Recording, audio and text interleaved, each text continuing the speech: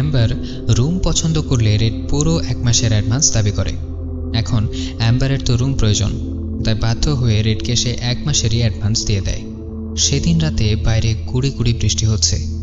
ভেতরে অ্যাম্বারের তার মৃত মায়ের কথা মনে পড়লে সে তার মায়ের রেকর্ডিং করা কথা শুনতে থাকে। এ সময় মেঝেতে একটা ভেন্টিলেটর দিয়ে অ্যাম্বার কোনো একটা মেয়ের কান্নার আওয়াজ শুনতে পায়।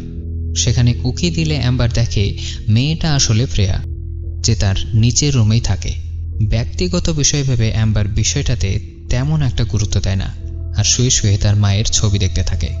পরদিন সকালে অ্যাম্বার কাজে যাওয়ার সময় ফ্রেয়ার সাথে ধাক্কা লাগলে অ্যাম্বার তার সাথে পরিচিত হতে চায়। অ্যাম্বার বলে, রেড বলছিল আমরা এখানে শুধু 2 জনই থাকি, তাই ভাবলাম তোমার সাথে একটু পরিচিত হই।